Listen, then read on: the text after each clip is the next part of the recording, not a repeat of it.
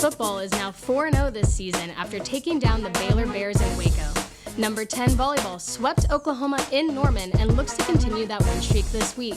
And we take a look into the upcoming MLB postseason. All of this and more on College Press Box.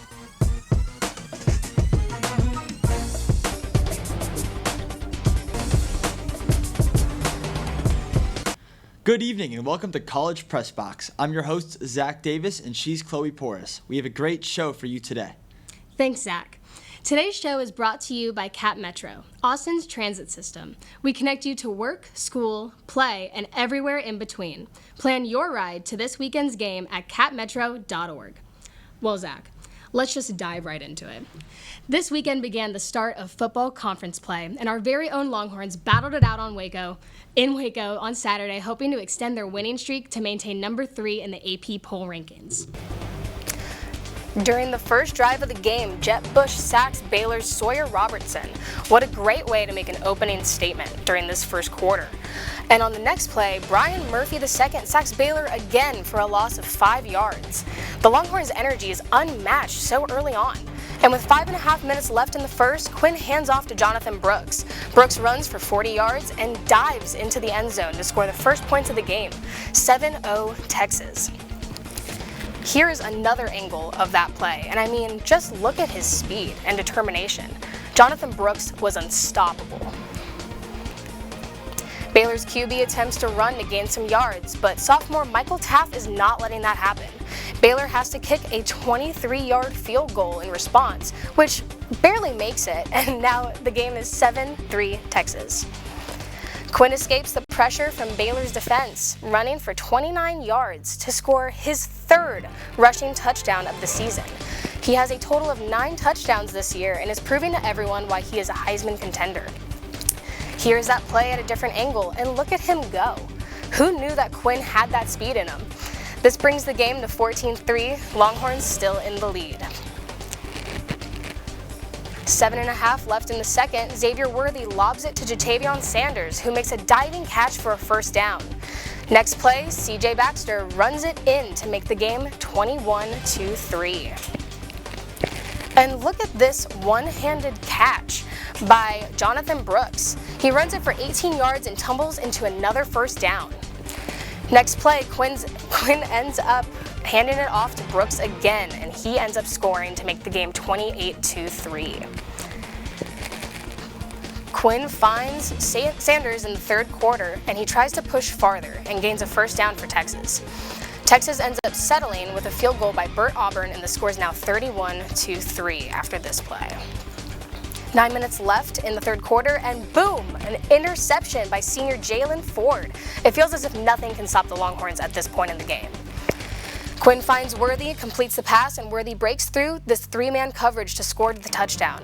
Look at his moves after this play. Honestly, every dance is well-deserved. Texas beats Baylor in Waco 38-6. Can't wait to see what the Longhorns do this weekend at home versus number 24 Kansas.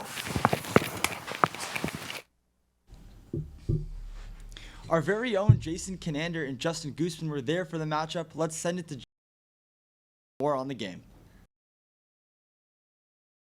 Some may say that there are only 3 guarantees in life.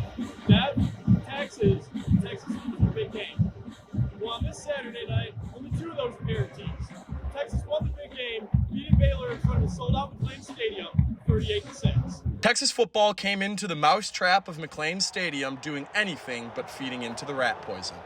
A common theme of press conferences throughout the season, Texas staff and players have assured fans they aren't listening to any of the outside noise, despite entering their conference play opener 3-0 with their highest ranking since 2009. The Longhorns practiced what they preached, looking focused and fluent from the first play of the game.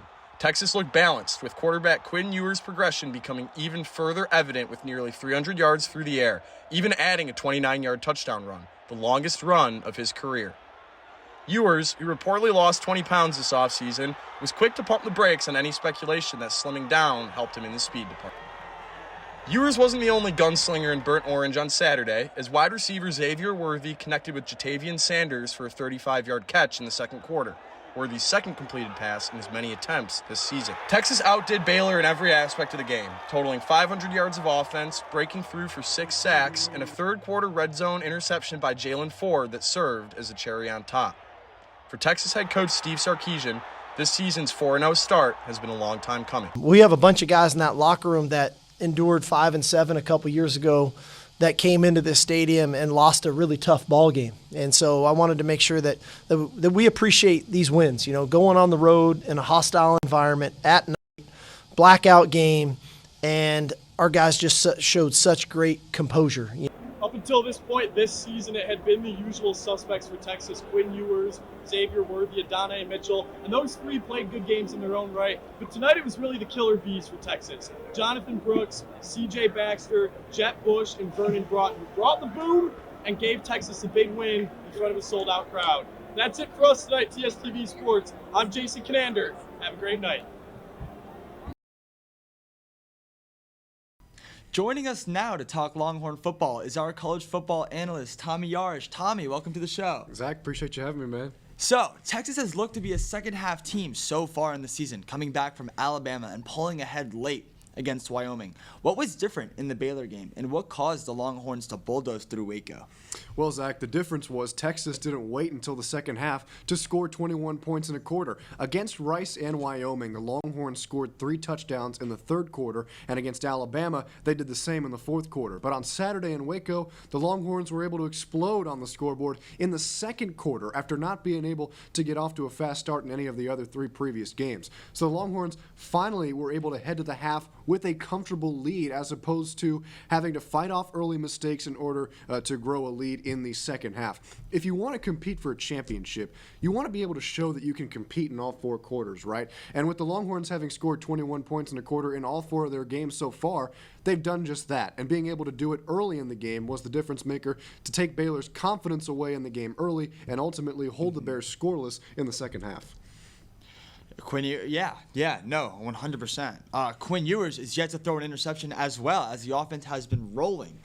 He's been sacked just 7 times in 4 games, as all 5 starters, as you know, on the offensive line are now back for the season. Ewers has also thrown for 1,033 yards and even took a 29-yard run to the house for a career-high rushing attempt against Baylor. What are the reasons for Ewers' success so far this season, and can we expect it to continue?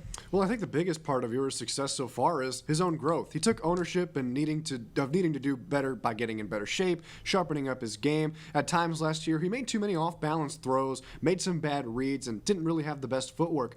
And while he hasn't fixed every aspect of his game, he has certainly taken a big step forward, and the talent around him has certainly helped a lot with that as well. Texas fans didn't know what kind of a jump Ewers was going to make this year. Some thought he would explode and put up magical numbers. Everybody was talking about year 2 Mac Jones under Steve Sarkisian during his time at Alabama, but I've always said he doesn't need to do that if Texas wants to win, and that was proven to us on Saturday. All Ewers needs to do is be efficient, and that's exactly what he was. He completed 78% of his passes. That's his career high so far at Texas, throwing for almost 300 yards and a touchdown. Plus, as you mentioned, he took one in on his legs. If his success is going to continue, he's going to need to pile up a lot of similar performances throughout the rest of the season. High completion percentages, getting the ball out quick, and letting his talented receivers do the rest for him. And finding the deep ball here and there, which has been drastically improved. We saw it with Jonte Cook in the Baylor game over a nice shot over the middle of the field. This Texas defense is simply just so good that Ewers solely needs to focus on making the easy and right throws for the Longhorns to truly find success on offense. Yeah, I mean, the Longhorns are off to a 4-0 start, and we can only hope it will the Longhorns can only hope it will continue. They also have a game at home this week against Kansas, also 4-0. For the second year in a row. Kansas has looked impressive thus far in the season, with an impressive 11-point win against BYU last Saturday. What can Longhorn fans expect for this upcoming top 25 matchup in DKR? And what's your score prediction? Oh, score prediction. You're trying to get me in trouble, Zach. I think Longhorn fans can expect a very close game. Kansas is not what it used to be, especially coming into 2021 a couple of years ago when they upset Texas on their home turf. And you have to credit Lance Leipold and his staff for doing a phenomenal job in Lawrence, turning that program around. Jalen Daniels, their quarterback, is one of the most electrifying players in all of college football. He throws the ball and runs the ball very well throughout the course of the season. Kansas' secondary is a force to be reckoned with as well. They've got 6 interceptions as a unit so far. Kobe Bryant and Quinton Lassiter coming down with 2 picks apiece. The matchup for me is going to be Kansas's offense against Texas's defense. I have confidence in the Longhorns' ability to stop the run with the nasty front 7 that Pete Kwiatkowski has put together, but can the secondary make things difficult for Jalen Daniels, who is so good at throwing the ball downfield? Everybody wants to talk about his legs, but he is really, truly a good quarterback throwing the ball. Texas gave up a few deep shots to Baylor that got them into scoring position, and if Kansas gets there on Saturday, they'll be a lot more lethal than Baylor was. I think Kansas puts up a solid fight in this one, but Texas pulls away with it 31-17 on their home turf. Always great to hear your analysis, Tommy. When we come back to College Press Box, Campbell Choate will break down the recent play of the Texas volleyball team. So don't go anywhere. We'll be right back.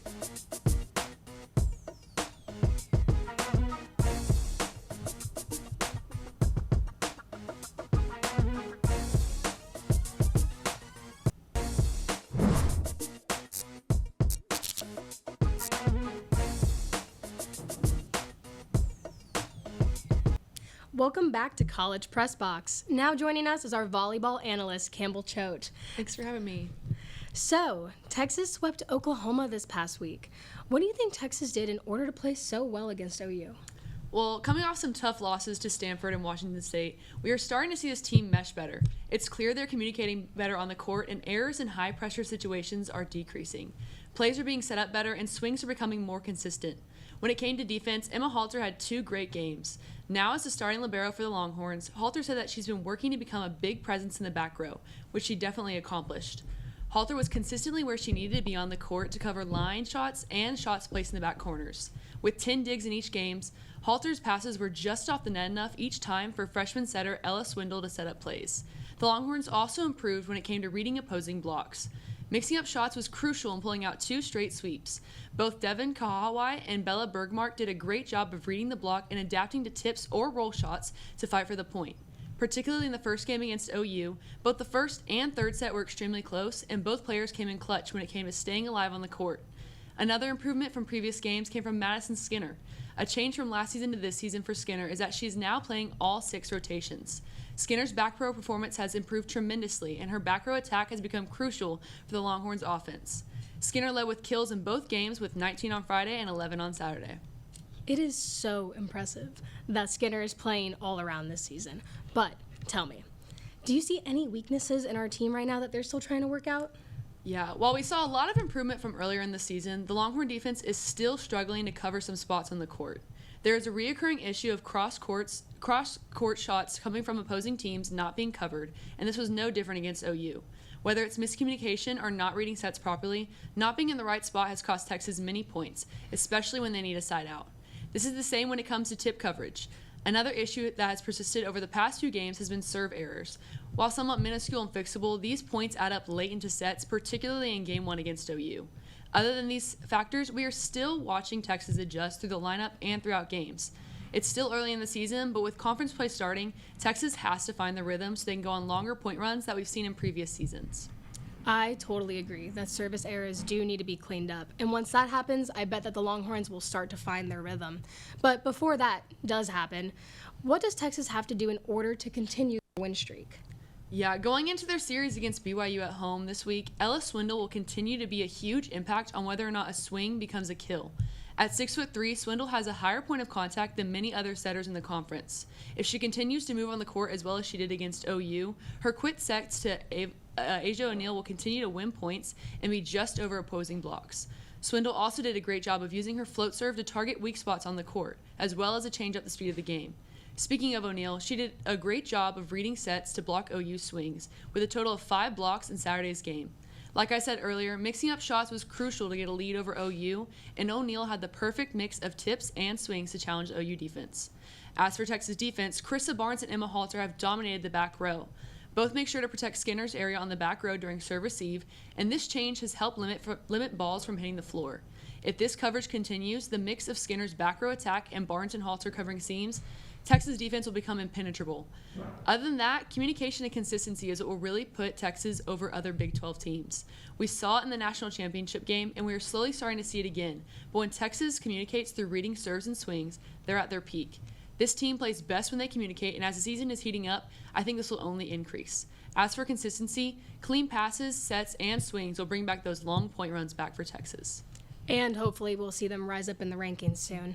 Thank you for your in-depth analysis, Campbell. When we return to College Press Box, Joseph Duffey will break down the upcoming Major League Baseball postseason picture. Don't go anywhere. We'll be right back.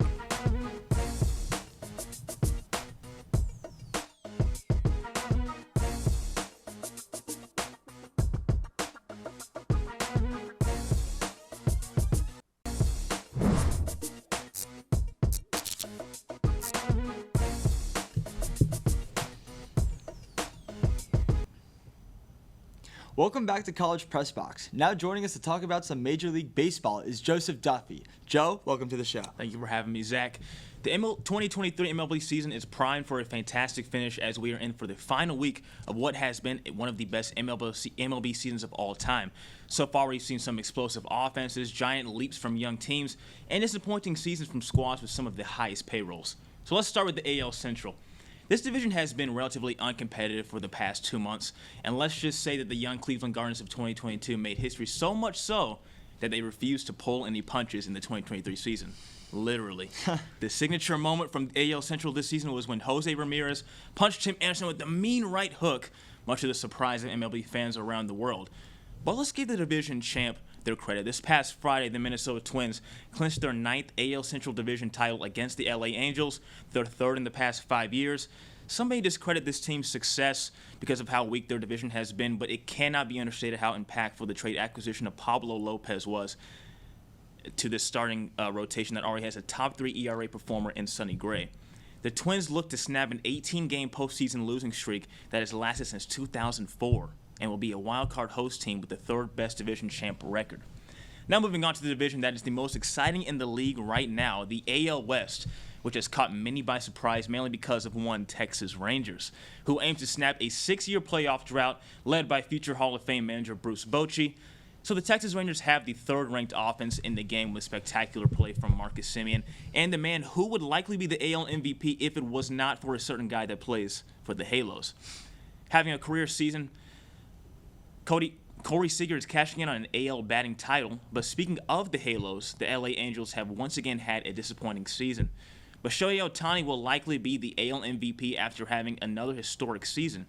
Before his season was shut down about 2 weeks ago, Ohtani finished with a career-high .304 average, 44 homers, 95 RBIs, and as the league leader with a 1.066 OPS. Oh, and did I mention that he also pitched a 10-5 win-loss record, topped with a 3.14 ERA?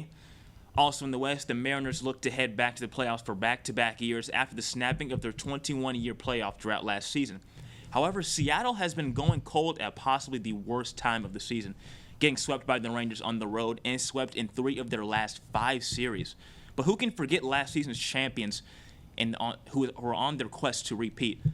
Unfortunately, the Houston Astros have been struggling at the wrong time as well, losing 7 of their last 10 games, with astonishing losses recently to the Kansas City Royals.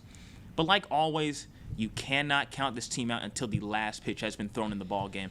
While Texas currently leads the AL West, the division is still very much in play as Seattle faces Houston before heading back to the Northwest to finish the season with a series against the Rangers. This division is any man's ball game.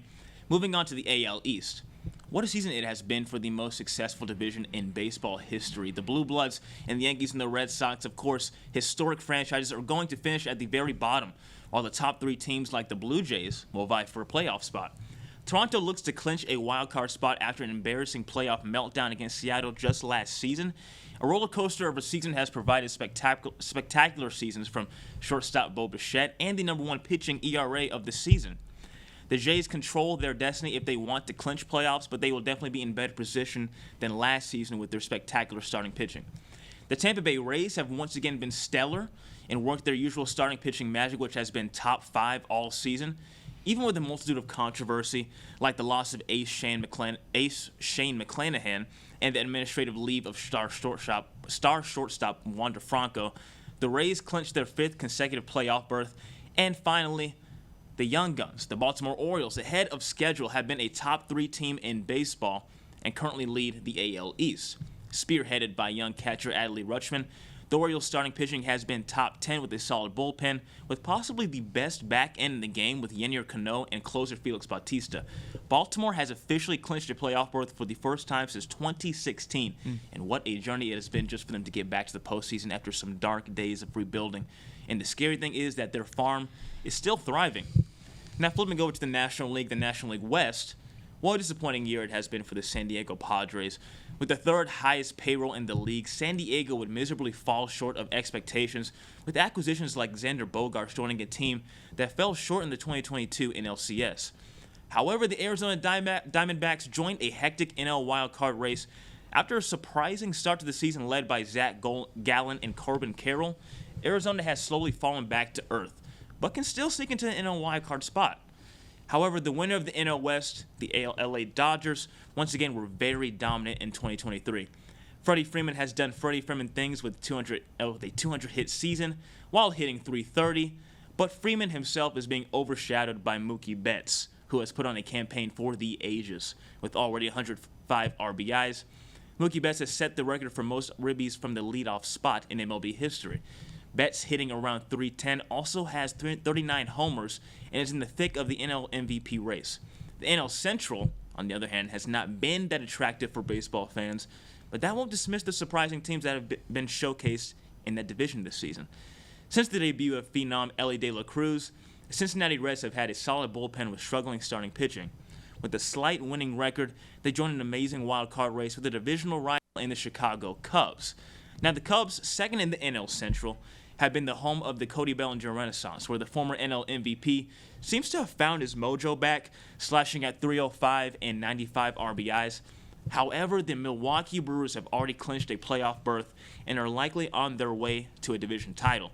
As is their hallmark, the Brewers are second in MLB in the team pitching ERA, and the Brewers, who don't wow with their offense necessarily, have seen a resurgence in Christian Yelich and the emergence of catcher Wilson Contreras. Now, finally, the star-studded NL East. Similar to the Padres, the New York Mets have been an utter disappointment with the number 1 payroll in the league and finishing at an underwhelming 4th in the division. Clearly, this MLB season for both teams was not what New York State had in mind. Moving to South Beach, the Miami Marlins have also had an unexpected season. Although the reigning NL Cy Young Award winner Sandy Alcantara has not had a great year, the Marlins also joined a stacked NL wildcard race. The Marlins, currently behind the Cubs, still have a great opportunity to sneak into the playoffs behind the league leader in batting average, Luis Arias, who they acquired from Minnesota.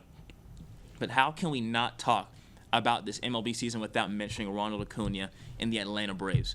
Acuna, who has been the NL MVP frontrunner, has put on a historic season for the ages, just becoming the 5th player ever in MLB history with a 40-homer and 40-steal season.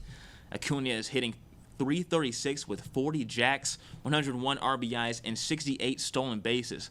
Oh, and Matt Olson has also put on a career year leading the league with 53 home runs and 133 RBIs as of today. So the team that has the best record in the majors for the past 2 months looked like a high-powered locomotive, posing the best offense in the league. Already clinching this division over a month ago, is going to be a tall task for anyone to beat this team 4, yet alone 3 times in a series. So with this amazing season heading to a close, I have Ronald Acuna winning the NL MVP, Shohei Ohtani hanging on to the AL MVP. However, to win the AL Cy Young, I have to give it to the Bronx's Garrett Cole, and the NL Cy Young will go to San Diego's Blake Snell, who have been bright spots on underwhelming teams, on their respective teams, I should say. This has been such an entertaining MLB season, and I cannot wait to see what this final week has to offer. Thank you for the report, Joe. Always a pleasure. When we return, we recap the last week in Texas sports. You really do not want to miss it.